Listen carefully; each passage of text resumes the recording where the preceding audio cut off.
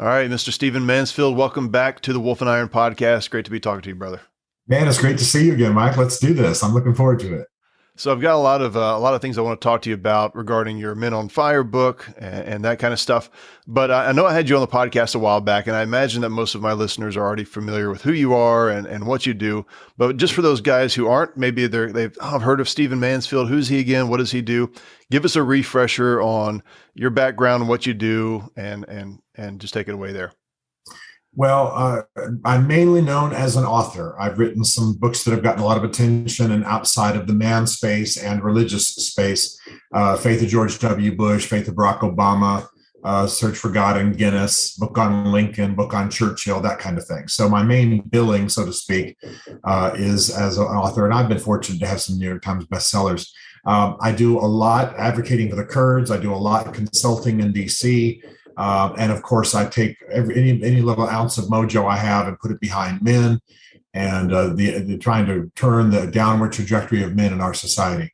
So all of that's what I do. And then I also have a role at a university in Florida. I'm the senior fellow for public leadership, which basically means non-business, political, nonprofit kind of leadership. And really love that, even though when I go to Palm Beach, West Palm Beach, Florida, I just think this has to be the temperature of hell, 86 and 101% humidity or whatever. Yeah. But anyway, I'm doing good. Things are great. A good season of life. Awesome. And for the guys who are listening, there's a bit of knocking in the background. I thought about letting this go just so the guys that are driving in their car would just kind of go, is that me? Is that my car? What's happening here? And then at the end, tell them, it was just some construction going on in Stephen's house. So that's what that is. No big deal. And I apologize that the Nashville, Tennessee, where I'm sitting right now, our Nashville office is just under construction every 5 feet. It's unbelievable. You can't go anywhere without somebody knocking something down or being a crane hanging over your head. So anyway, we'll get through it. It won't be that bad, but I apologize for the noise. I thought, so I grew up in around Jackson, Tennessee, right? And so Nashville was always kind of like a big city from us, and Memphis, but they're very different cities. And I thought Nashville had kind of had its heyday, like, okay, it's a country music town. People go there and just to see it grow over the last, 5 or 6 years, has just been booming. And then the little town of Franklin that's not too far off from there is also, which is just a fantastic little spot, but it is just, everybody's moving there. Everybody. And by the way, not just the common guy like me, but I mean, major stars are moving there. What's going to happen is they're going to start having bus tours down there and, celebrity sightings and all that. I love this area. I really do. I've been here for about 30 years, but I got to tell you, I'm considering just leaning into my DC life and home because it's crazy around here right now. It really is. Anyway, I know that's not what we're here to talk about, but it's a little nutsy. And by the way, I love Jackson. I speak there about every year and really have a lot of friends there. It's a great place. Awesome. Great. Well, listen, I want to talk to you about your Men on Fire book. And I wrote a little book called Tending the Fire. It came out sometime last year. And there's something about this notion of fire, men needing fire, missing the fire in their life. And that I kind of wanted to ask your opinion on. Like, why does that seem to be the thing that a lot of guys, I think, are just saying, I'm missing something. And for whatever reason, fire is that term that we're kind of drawn to kind of call guys back to. Why did you choose that particular narrative of using fire to kind of describe what guys are missing? Well, Mike, it's because we can try to help men and basically do two things: either give them a list of do's or shame them, right? Don't touch that kind of approach to helping men. We think it helps men, but it doesn't necessarily impart the fire to the belly. When you're on fire about something, whatever it is, hunting, archery, weightlifting, your wife, or whatever in life, a sports team. When you're on fire, you can't get it off your brain, man. It's what you want to do. You've got energy for it. Your wife looks at you or someone looks at you and says, you're up at 4 a.m. working out. I mean, what is going on? Yeah. And it's because you're on fire. It becomes automatic. It becomes hyper energy. What I'm seeing a lot is we've got men who want to be good men. They realize that we're living in an unfathered generation. They realize the problems with men, and they've been sitting under teaching, which I'm sure does a lot of good. Teaches them ethics, teaches them how they ought to behave themselves, teaches them, the models of earlier generations of great men. But that doesn't automatically impart the fire. And so my whole point in this book was to try to find out what is missing. I mean, even among good men, even among men who are in men's ministries or men's programs or men's training and digest podcasts like this, what is it that really lights their inner souls on fire, that really puts that fire in the belly, as they say a lot on NFL broadcasts? Yeah. And I decided that these were the 7 that I could find. And I tell you, the response to the book indicates that probably we hit it pretty close. And so I'm really grateful for that. These are kinds of things that most men's teaching, training programs, books aren't talking about, but they pretty quickly ignite fires in the souls of men, as far as I can tell, and it's often missing. So I'm really grateful to have been able to bring this new perspective. Yeah, it's really well written, and it's like all of your books are, and it just hits home on so many of the things that men aren't talking about. But when we read it, we go, "Oh, I need that. That speaks to me. I need somebody talking about destiny. I need somebody talking about love and friendship and these types of things that men are missing out on." I was kind of, as I read the title of your book, I kind of wondered if any feminist like picked it up and thought maybe this is like a practical guide for effigies or something like that for how to burn men. But they'll be disappointed when they pick it up and realize that no, it's actually a serious, great book on helping men become better. Well, yeah, I appreciate you saying that. And yeah, I haven't had any great opposition. In fact, one of the things I do is I reach to feminists. I reach to people who are a little critical of men's movement. And I say, look, you let us do what we're trying to do here. Men are going to be better for you. Right? 20% of women, according to the U.S. government, on American college and university campuses are abused. Who's abusing them? Untethered, unfathered, unprincipled, untrained, untaught men, right? So you want that fixed? Turn me loose. That's kind of my attitude. And before long, I've got them as my allies rather than my opposition. Yeah. By the way, just a little humorous aside, when I first wanted to title this book before it was published, I stupidly had in mind I would call it Manhood on Fire. Well, for most men, manhood means your package, your penis, and I hadn't even crossed my mind because I don't know, that's just not my word for it, Right. And my publisher said, I don't think so. I don't think we're going to do that. Men might not buy that book just for the pain in their brain when they're talking about it. Right. So anyway, little side, but that's hilarious. I'm really grateful to have published this book. It's great. Yeah. So one of the first things we start off with is this kind of fire of battle. And I think that this is something that men really long for. A lot of guys are kind of pining for some kind of like apocalyptic reset to life and, to kind of throw them back into an obvious kind of battle, like the hordes coming over the fences and that kind of stuff, which obviously, like when we really think about that, we don't want that. War is hell. We really don't want to live like that. And so I think the challenge without that really obvious, this is my enemy. This is what I'm after. I think guys are struggling, trying to figure out what the battle is in their life that they can really consider. Like, I want to wage war on this thing. And you talk about that. So give me some ideas of what you mean by battle, good battle that can be done today. Well, you're exactly right that in our era, we want to be very careful how we talk about battle. I mean, I'm not with the kind of battle some people attended on January 6th. I'm not with, my walls are not lined with AR-15s and what have you, although I own guns. I'm talking about, I believe that much of what a man is called to do has to do with battle. And battle doesn't mean punching somebody in the nose primarily or putting a gun in somebody's face. It means contending for, working against opposition, working against an enemy, invisible or otherwise. So, for example, Mike, if you and I lived in the same community, and let's say, like with one friend of mine I'm thinking of, you battle depression. And the greatest hindrance to you being the great man you're called to be is that you occasionally, and let's say I'm in your band of brothers. Well, I'm going to learn how to, in fact, with our friend, I won't name him, but with my friend, when this depression hits him, our band of brothers knows how to go to battle for him, not with him, but for him. We know what encourages him. We know that somebody's got to be over there cooking a steak and sticking close just to keep an eye on him. You understand what I'm saying? We know that somebody's got to encourage the wife and kids. We know what what figures in history inspire him. With me, it's Churchill. With him, it's somebody else. We know what prayer, what scriptures, what poetry, what inspiration works. And we eventually pull him out of this. But I mean, we're talking about such severe depression, possibly it's biochemical, I don't know, that the man contemplates suicide. And many greats in history had that situation. Churchill, Lincoln, others battled that same thing. So that's a form of battle. I battle over my body. I'm very honest in my podcast and my speaking that, I'm not obese, but I have to fight it, man. I can eat and then lay around and watch reruns of some TV show Yeah. and just put on weight, man. And plus I'm travel a lot. People feed me like a Hindu deity. And so I can suddenly find myself 80 pounds overweight. And I have never been 80 pounds overweight, but I'm just saying that's a battle. You got to battle. You got to get in the gym. You got to hate what you're seeing hanging off your midsection in the mirror. It's a form of battle. Encouraging my kids. I've got two beautiful, amazing kids, and now I've got some grandkids. Encouraging them, battling for them, praying for them, and talking them through dark seasons of their soul. I could go on and on. All of that is a form of battle.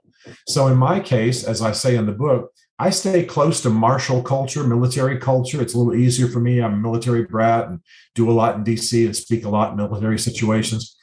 How do warriors think? How do they stay encouraged? What do they do? I mean, I'm never going to be on a battlefield. I'm not going to own, an automatic rifle. I'm not a collector. I don't do that stuff. I'm not in that world. I've got a couple of pistols for defense and for shooting and for fun, but that's not what I'm thinking about most of the time. May none of us ever have to, charge an active shooter or put ourselves in harm's way like in these school shootings. May those things just dissipate by good policies and the authorities. But I want to think in terms of battle. I want to think in terms of battle for myself, my family, spiritual battles, emotional battles. I want to think in terms of those things. So the warrior orientation, the warrior fire is important. And of course, like we've said, it's important also that we distinguish it just from the idiots that are out there running the streets with guns. That's not what we're about. But I'm going to battle for my grandsons. I'm going to battle for my son, my daughter. I'm going to battle for my wife. I'm going to battle for my friends. I'm going to battle for manhood in our generation. No question about it. We're battling really insidious forces, and I'm going to battle. So it's keeping that ability to battle alive. And given our distance in our society from martial culture, generation before me, I'm older than you. Generation before me, every family had somebody in the military. In American society, every family had watched some loved one walk in for dinner in a uniform. Now, very few. So we got to keep that alive, not so much like I say in the battlefield violence sense, but in the sense of the passion to battle in war and understanding how to engage an enemy, invisible or visible. And I think too that the battle, and you kind of touched on this, the battle that most guys really need to be about is it's internal, it's spiritual, it's also with their family, it's within their very kind of close community of, their sphere of influences, which is usually pretty small, the sphere of impact that we can have, which is our family, our kids, and those kinds of things. And I see these things on Instagram where these guys, they join up on some kind of like almost like a boot camp, but for like adult men. And you see like these 40 something, 50-year-old guys going out and they're just getting, they're getting run through the ringer and they're getting yelled at and cursed at and stuff like that. And I understand some guys, maybe they've never experienced boot camp. They never went to the military and they need that kind of hard charging sort of a experience just to kind of wake them up a little bit. But for most guys, the real battle that needs to be done is that sort of heart battle, is family battle. It's, watching our weight. It's, being intentional about how we live and being willing to turn off the TV and open up a book or talk to our kids and that kind of stuff. And then also waging a battle on behalf of our brothers, like you mentioned. Exactly. And that stuff that's critical battle. There's the sense in which I guess mankind has always been sort of led as like warriors towards a particular charge. This is the obvious enemy. And now we're at a very unusual place from human history standpoint, where we actually have to say, what is the good battle that I want to be responsible for? I'm going to direct this myself along with a band of brothers. What really matters to me that I need to be going after? And nobody's going to come and tell you, go charge that fence or go protect this. Right. You've got to decide that. And you've got to decide that this is as important, if not more important than, some of the other forms of battle that we might think of. And I think Well, guys, go ahead. I'm sorry. No, you're good. Yeah. Go ahead. And many of the stages or the skills are common. For example, I hang out with some Navy SEALs and they make me train with them from time to time. Let me assure you that's a laughable experience. But the point is they train. They think about battle plans. They think about long-term preparation. You know what I mean? They like one guy has in the past had one of the SEALs has in the past had his life destroyed by porn.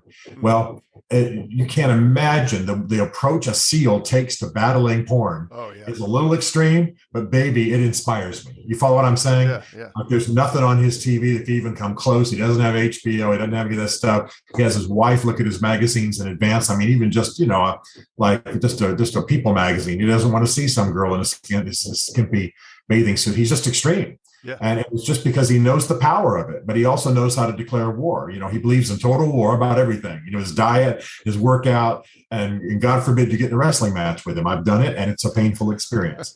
but I learned, because he learned from the SEALs how to battle, right? How to master himself, and it inspired me. And whenever he turned his attention to me and said, well, how are you going to conquer that? He's expecting a battle plan, right? He's like, if I say I got to lose some weight, he going, well, which ain't going to make it so, big boy. How are you going to make this happen? And he's expecting a battle plan. I think he's wanting to report by 0600. That's how he's thinking. Yeah. But it's good for me. It's good for me to think that way. And so anyway, that fire of battle is essential for men. And of course, we mean nothing just street fighter and brawler kind of crap. That's not what we're talking about. Yep. No, that's great. That's great. So another piece that I loved here is the fire of destiny, and this idea that I'm made for something, that there's a purpose in my life, that I'm here for a good reason, that God has, called me to something, and I've got to sort of discover it, join in with God on that. Talk a little bit about that piece, because I was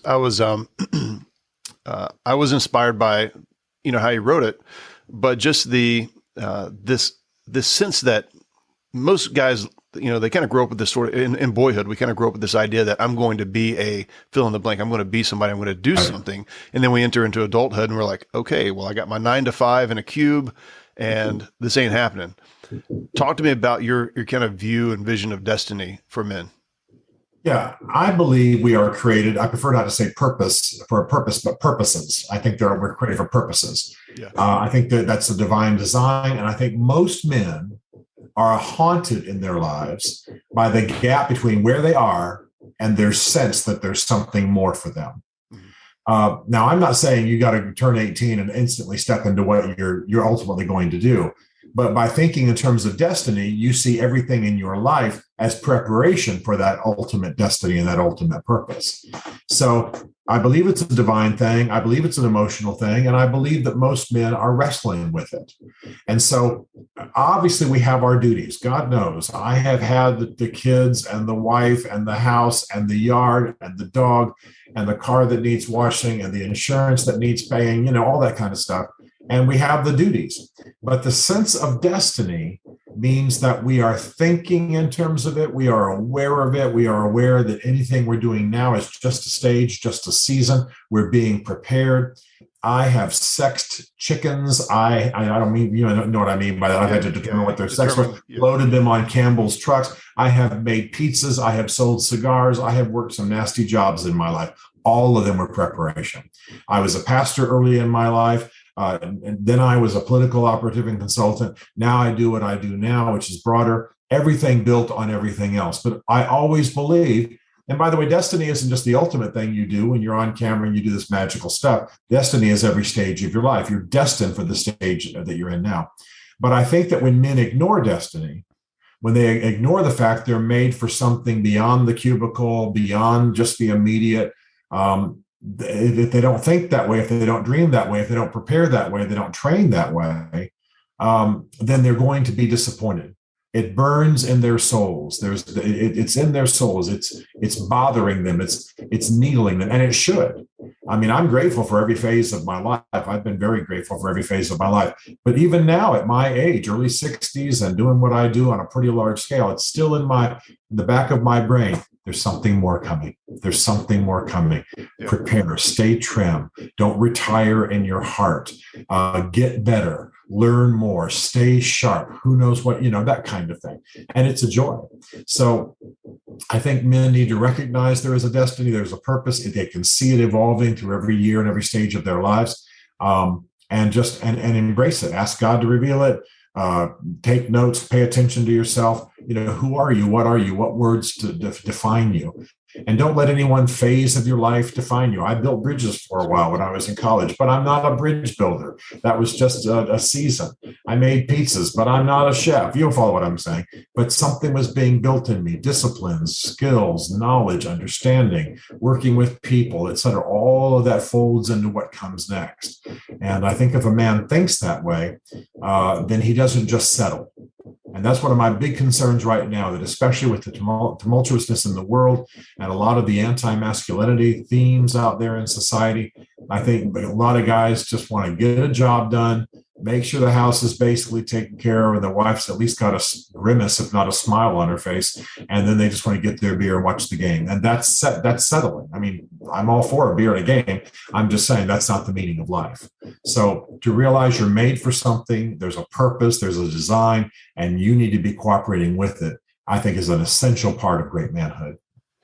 You know, Thoreau said, the mass of men lead lives of quiet desperation and go to their graves with the song still in them. This was in the 1800s, right? So this is back in the time when we kind of think of, there wasn't so much machination and ease as there is today. And there wasn't, cookout on every corner and all that kind of stuff. It wasn't Netflix and chill. And even then, in that time period, he believed that the mass of men, the majority of men, still longed for something greater that they didn't achieve. And they would quietly go through life, just sort of resenting where they are, their lot in life, instead of recognizing that they actually have the control, the opportunity to go and seek that out.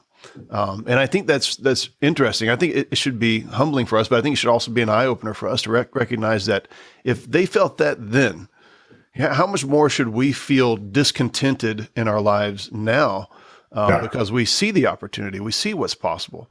And that leads me to a question: is destiny, when we think about destiny, does it always have to be something grand? Like, does it have to be, I got to be the celebrity, I got to be the rich guy?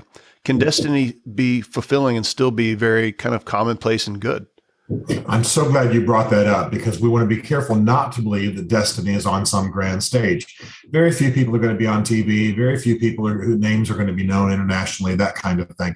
Destiny is about fulfillment of a purpose. It's not about fame. It has nothing to do with fame and cameras and even wealth.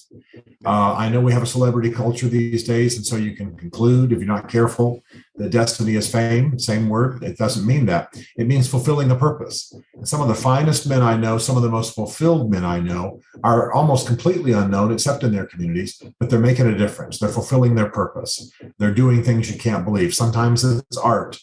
Sometimes it's something they're doing locally for kids. Sometimes, who knows? And many times it comes as a complete surprise. One of the men I most admire had a special needs kid in the middle of his life. Love this kid, by the way. It had never crossed this man's mind to ever do anything for special needs kids before. I mean, I'm sure he gave to, hospitals and things of that, what I mean, just the normal programs. But it wasn't anything unique in his soul, just general compassion. Well, now he's running, funding, raising money for, doing fundraisers for an amazing program for kids of his son's type. And you'll never know his name, but he's going to pump hundreds of millions into that because he's a business guy, by the way. So his business skills, this birth of a son, his entrepreneurial bent, he's doing amazing things. Most of us will never know who he is. But you can see how all that he's made for, even his looks, coalesce into this phenomenal cause. And I'm not sure that's all he's destined to do. Who knows what comes next, or who knows what addition happens. So no, destiny is not fame. The main thing that ought to be happening is there ought to be what I call a holy discontent in your soul. Yep. That this is not all there is.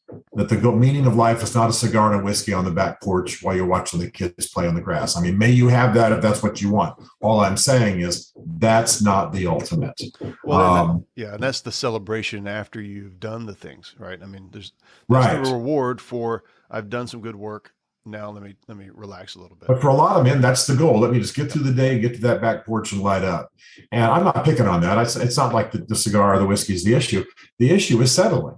The issue is saying that life is only about your pleasures, or life is only about, that 10 square feet of concrete on your back in your backyard, where you sit there and you grill a steak and you smoke a stogie. Okay, again, may you have that. I'm all for that as being part of a man's life. It just ain't the meaning of life, right? Like, I'm going to go get a massage today, and I'm going to enjoy that. It's going to be good for my body. But I'm an idiot to think that that's the meaning of life, or that the goal is to make enough money and have enough spare time that I can get a massage every day of my life. What a vain, empty life that would be. Yeah. So the point, part of the purpose of destiny is to needle us, spur us, stir us on. Let me just connect it in my own life. I'm talking about weight like I have some big problem. I don't. But one of the reasons that I work out and stay fairly trim is that I probably will be leading people in the future. I'm a guy who is on television. Yeah. I'm a guy who is in front of people in great big amphitheaters. Well, so that sense that there's more, I have a purpose, there's a calling, there's a thing I've been set to do. It affects how I budget money. It affects how I lose weight. It affects all kinds of things. I'm doing an executive physical this summer, a whole bunch of tests and stuff like that. There's nothing wrong. I'm just going to make sure there's not. Why? Yeah. Because I have a destiny, because I have a purpose, because I need to take care of myself. You understand what I'm saying? Yeah. So I think everything in a man's life is connected in some wonderful, inspirational way to the fact that he's made for a purpose. And by the way, men think about this and are wired for this. Even more than women. I certainly believe that women have destinies, of course, but men are made to be connected to that thought. When they do tests, men and women on aptitude, men are superior in only 2 over women. Sorry for the bad news, but women are superior in every way except for 2: abstract thought and aggression, which basically means men think in terms of the future and they can aggressively pursue it. Well, that's connected to destiny. They're made to be destiny animals. And I think we need to embrace that and keep that in view. Yeah, no, that's fantastic. Fantastic. One of the things I was thinking about as I was reading the Destiny piece was the so many of the stories that we hear and that we've read or the movies that we watched, they have this kind of flipped view of, I'll put it like this. The bad guy is always the guy pursuing the thing. He's going after the gym. He's going after the map. He's the guy who's like, I'll do whatever it takes to make sure I achieve X, Y, and Z. And the hero is always like the hapless idiot that just he just kind of lucks into it.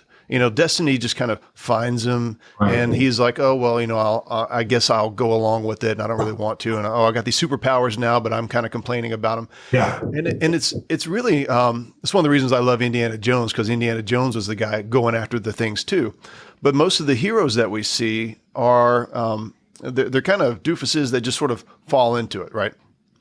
And it makes it, and I think especially Christians get a lot of this, that if I pursue goodness, if I pursue any kind of greatness or any kind of purpose and meaning, then my ego's involved. I'm no longer humble. And so I'm just going to pull away from that. And instead, I'm just going to let life kind of happen to me. And if it's meant to be, it's meant to be.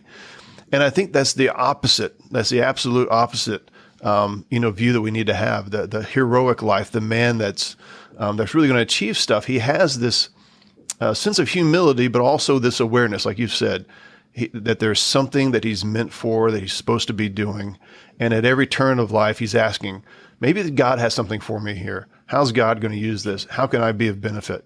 Yeah, no question. And I think also this idea of destiny, as you say, causes us to think differently about our trials and about our challenges and our difficulties.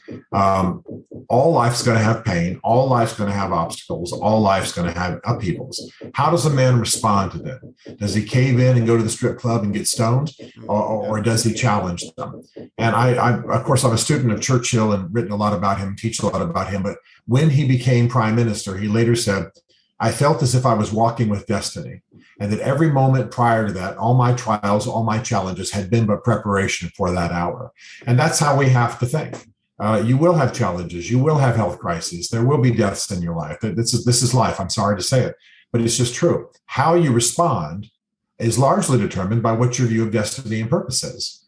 And so I take the challenges that I deal with and as that. I mean, I'm a Christian. The scripture, the Bible I read tells me that, all who live in godly in Christ Jesus will suffer persecution, and we must go through many trials to enter the kingdom. So this is the faith that I live. And so one of my favorite passages comes out of Hebrews, and it says, endure hardship as discipline.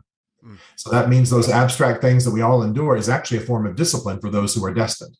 So if I endure a hard thing today, whatever it might be, I behind my eyes, no matter what I'm doing externally, I'm thinking about it as part of the obstacle course of God for my life. And I think that's how a man's made to think.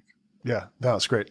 You mentioned Churchill. Just as an aside, I know you got a cool Churchill thing coming up. Tell us about that, because it sounds just totally radical and a cool destiny kind of thing. Like, what? This is happening? It's pretty amazing. My first book was my book on Winston Churchill. I wrote it in 95 and it won some awards and did very well. I'm very grateful. Continues to sell all these years later. Well, an orchestra in England, as part of the Queen's Platinum Jubilee, has written, I'm not a musician, so I don't, but written a symphony, written a music piece based on the book, with readings from the book interspersed with it. And that's going to be performed down around right outside of Chartwell, which is Churchill's home, the home that Churchill owned for many years, and it's still kind of a museum to him.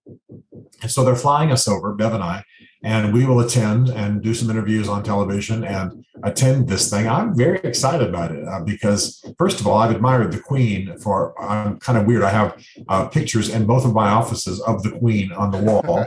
I've told my wife humorously that if she ever passes away, I'm going for the Queen, especially now that Prince Philip's dead. I'm going for the Queen. Of course, she's 97 years old, like I'm going to even get close. But love her. But then Winston Churchill's an inspiration. So to be able to be over there, viewing this thing that's been inspired by my book, and as part of the Queen's Jubilee is just wonderful for us. So that's the next big thing in my life. That's awesome.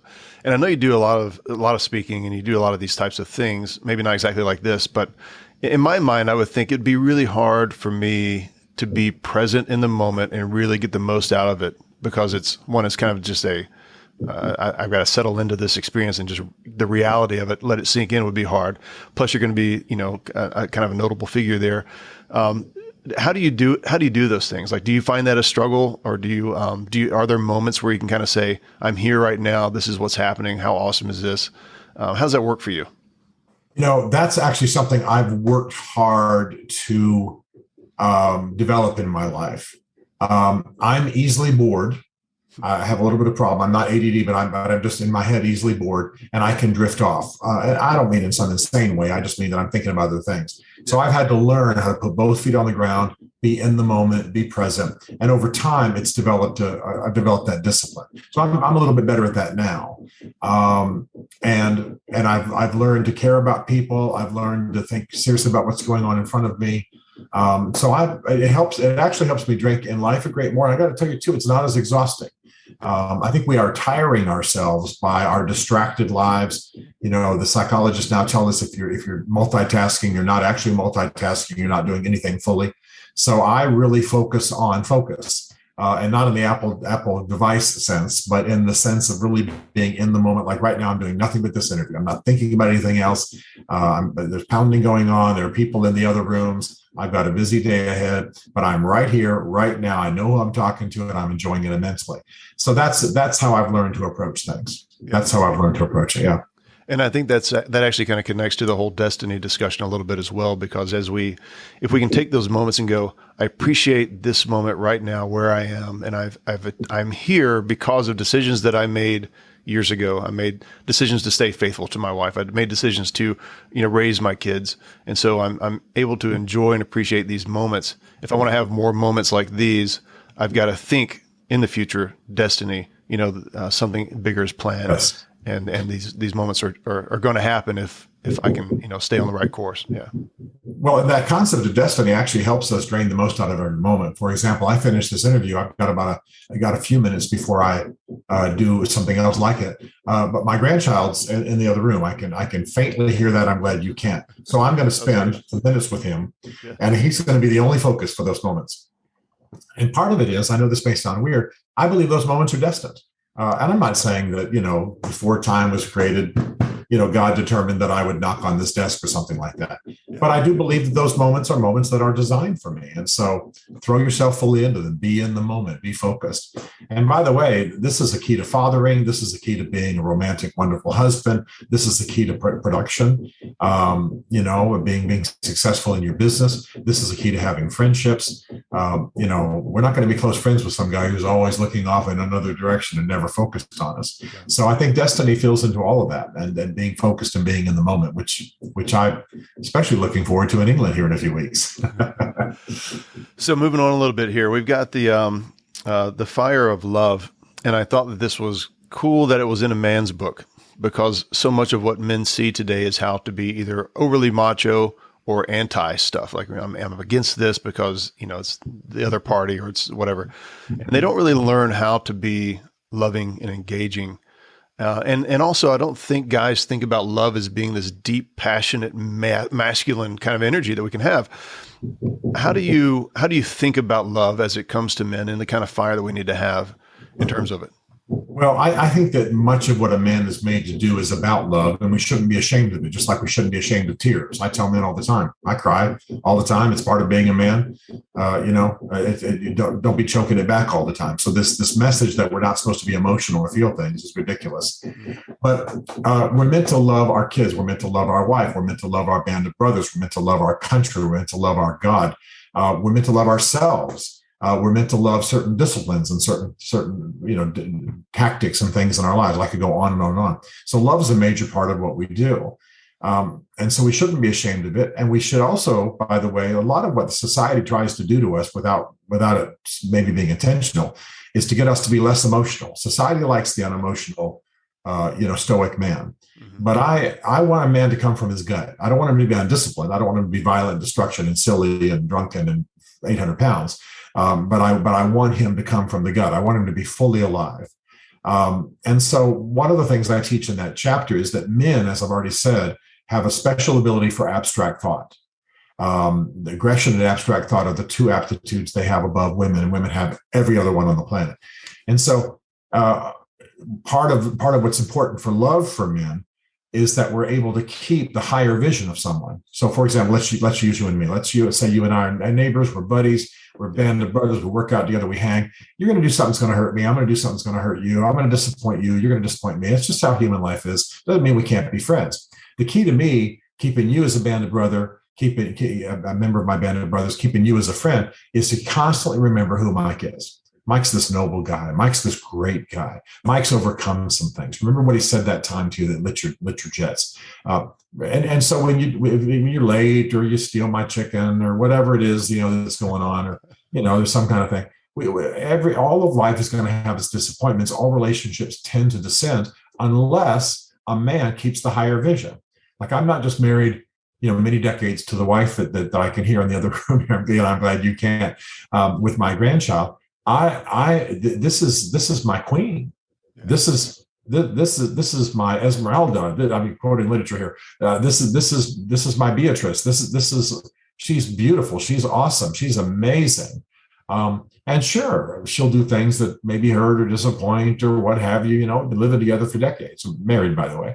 But I keep the highest view of her in my mind. Can't wait to see her. Can't wait to be with her.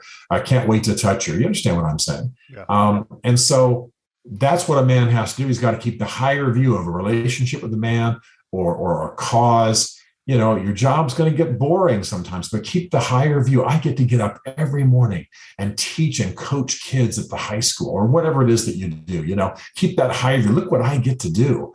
Look at how noble and beautiful that is. And yeah, it's got its trials. And that keeps that love and that passion flowing in your life, because what kills all of that is the weariness and some of the hurt and the tired of this person and just giving up on the relationship. And I've sat with a lot of men, given what I do with men who are late in their life, and they realize that it was their own lovelessness that caused them to lose 3 families and all of their friends and 5 or 6 jobs. And they are alone at the end of their lives. And they are poor in every way for that loveless life. So that's why I think love is one of the things that is meant to burn in our lives. And I think men need to be given permission to feel it and feel it passionately. And to understand that loving is not we think about it as something that's feminine, that's weak, and it's not. It's the absolute opposite. Being that stoic guy that sort of compartmentalizes everybody into their own categories, and there's no overlaps and stuff like that. And my wife is just my wife, and she's good, and she's a friend, but I don't really need her. And my kids are fine, but I don't really need them. It's that stoic kind of mindset is actually a defense mechanism in a lot of ways. And to truly and passionately connect with the things that we love, to tell people that we love them, to connect with our heart, to wear our heart a little bit more on our sleeve and to let people know what we love. That's kind of opening those gates to our own fort and saying, hey, you can see what's inside. I want to show you here. You're welcome to come in. I know you may hurt me. You may leave, but that's a very, that Jesus did that, and he was the manliest man of all. And I think that we've got to really elevate love as a masculine virtue and not as it's just, this is Hallmark cards and, Valentine's Day and stuff for women. Like you said. And it will lead to other things. I'm a big believer in, the manly hug. That doesn't have to be a frontal hug, but just I put arms around young men and pull them in tight for a moment. I believe in touch, in an appropriate way. Yeah. I believe in telling people I love them. I mean, I actually embarrass some of my friends every time. I'm like, okay, man, I love you. I'll see you tomorrow. They're like, you tell me you love me more than anybody else in my life. Well, I do. I'm not just that's not just a way to say goodbye. It's not a cool way to say goodbye. I do. I think it ought to flow. I think men ought to feel it. And I think we ought to become knowledgeable and experienced in the different levels of love. I love my food. I love my dog. I love my grandchild. I love my wife. And those are all different kinds of loves. Even the Greek language of the ancient world had different words for all those different kinds of loves. But men ought to know that. They ought to know the kinds of loves they're meant to have and be effective with them. And if they did that, by the way, we'd see a lot fewer affairs. We'd see a lot fewer divorces. We'd see a lot fewer men, because part of the problem with men is that they can become weary and tired and bored and over relationships pretty quickly. Yeah. And so that's why they've got to constantly battle to keep that higher view of all the objects of their love in their lives. And I think it'll make us exceptional men. I want to kind of wrap up here with the fire of God.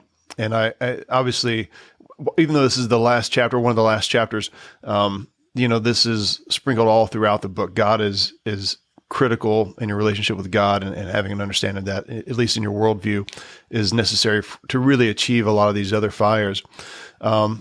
Talk to men about, because I know you talk in the book a lot about how the men are really challenged and struggling right now with just churches and their experiences in churches, and probably think of God and church as one and the same, and it's not. Give us your kind of view of how men need to view God and why that's so important for to have that particular fire. Yeah, I think it's essential. It's not just because I'm a Christian. It's because God made manhood. And if a man doesn't have an understanding of God's crafting manhood and pleasure at manhood and enjoyment of men, then you get the sense from the society that people are ticked off because we're men and that masculinity is all toxic. But God made manhood, and he delights in us, and he wants us to be who we are, learning, of course, the boundaries, the principles, the right way to use our strengths.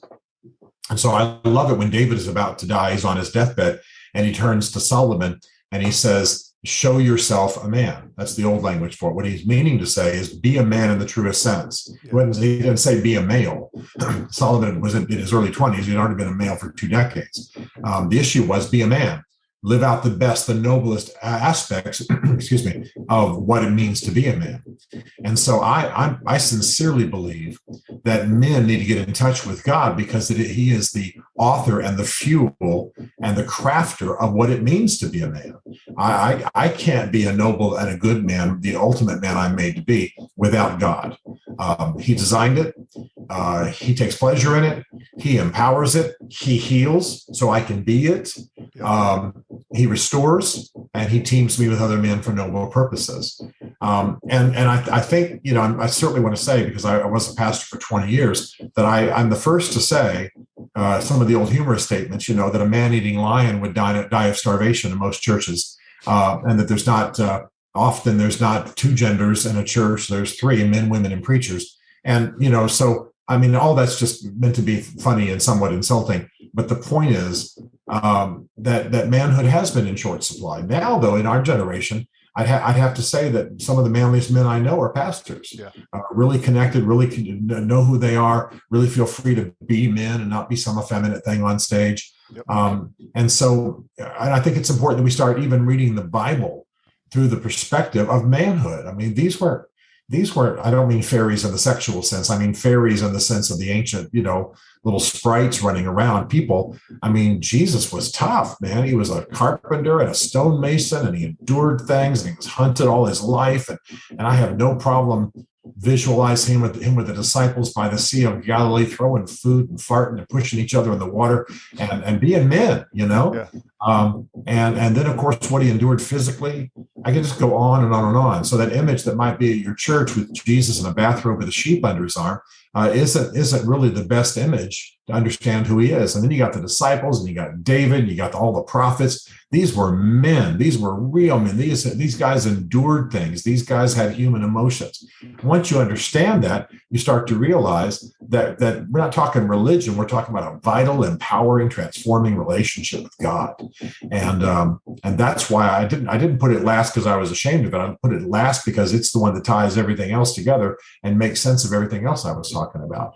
And so I urge all men to get before God, which just means talk to him and say, I want to be the man I'm made to be. I want to glorify you. I want to live in strength and power. I want to live out my destiny. Help me. Come into my life. Be close. And he'll do it. He'll do it. He's done it for millions of men, thousands that I've been able to be somewhat connected to. And I think it's a real important moment, an important message for men. Absolutely. Absolutely. For the guys who are listening, if you guys want some tips on how books that have helped kind of illustrate the manliness of Christ, there's actually a really good book written many, many years ago, back in the 1800s, by Thomas Hughes, called The Manliness of Christ. I've got a copy of it actually, which is funny because it's actually a very feminine looking book. I don't know. It's got like some scrolly, girly stuff on it, but it's a great book written in an old language, but it's really well done. And John Eldredge has some books on that. Some of the sermons by Alexander MacLaren. He was a pastor down in, I think originally from Scotland maybe, but went down to Australia and preached to those guys. And he just calls out Jesus' masculinity. He's just got a very stoic but noble way of talking about Christ and things like that. So check out those resources. Yes. And, Stephen, man, I really appreciate you so much. I want you to go play with your grandson and have our grandkids out there and have just a great time. But man, I appreciate your friendship. I appreciate you coming on here. And guys, go check out Men on Fire. It's a fantastic book. And Stephen will have links to all the kind of stuff that you've got going on. And have fun in England. I'm proud of what you're doing. And I'm looking forward to being with you again down the road. All right, brother. Thank you. All right, buddy. Well, there you have it, men. I'd love to know what you thought about the episode. Feel free to reach out to me on any of my social media networks. And look, if you got something out of this, make sure another guy does too. Share the episode and make sure it gets in front of the guys that need to hear it the most. Until next time, keep your powder dry, and may a fair wind be always in your sails.